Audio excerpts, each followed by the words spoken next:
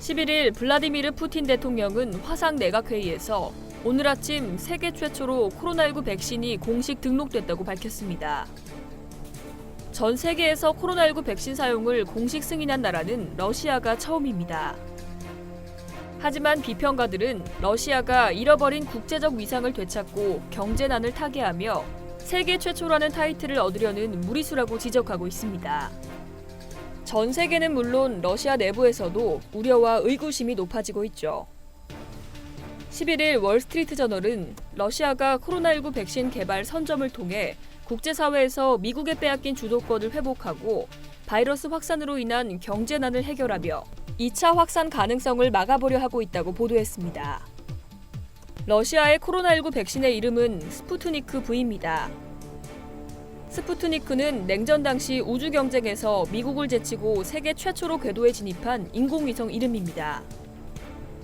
다분히 미국과의 경쟁 의식을 드러낸 명칭이라는 지적입니다. 러시아는 성급한 백신 승인이라는 전 세계의 우려에도 아랑곳하지 않고 오히려 스푸트니크 V라는 이름으로 해외에 수출하기를 바라고 있습니다.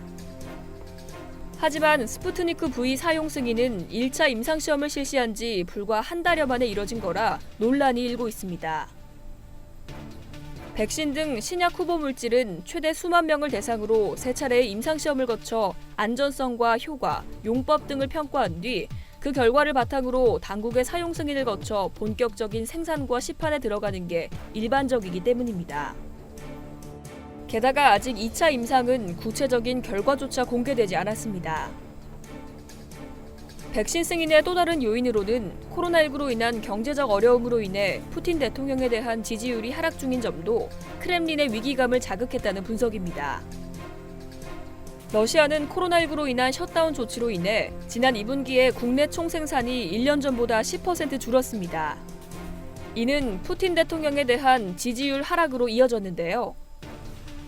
이날 푸틴 대통령이 곧 이 백신의 대량 출시를 바란다며 내 딸아이 중 한 명도 이미 이 백신을 접종했다라고 말한 이유도 자신의 정치적 입지에 대한 조바심 때문으로 풀이됩니다.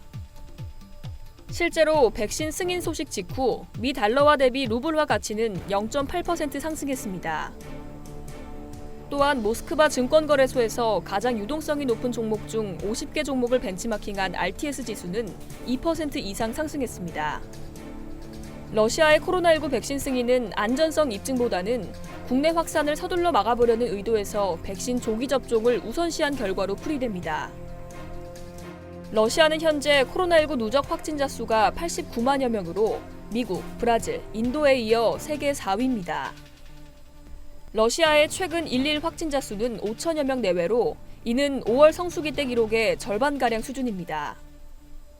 하지만 러시아 관리들은 제2의 감염 물결이 임박할 수 있다고 경고했고 이것이 백신 승인을 앞당기는 요인으로 작용했다는 분석입니다. 이상 여의도TV였습니다.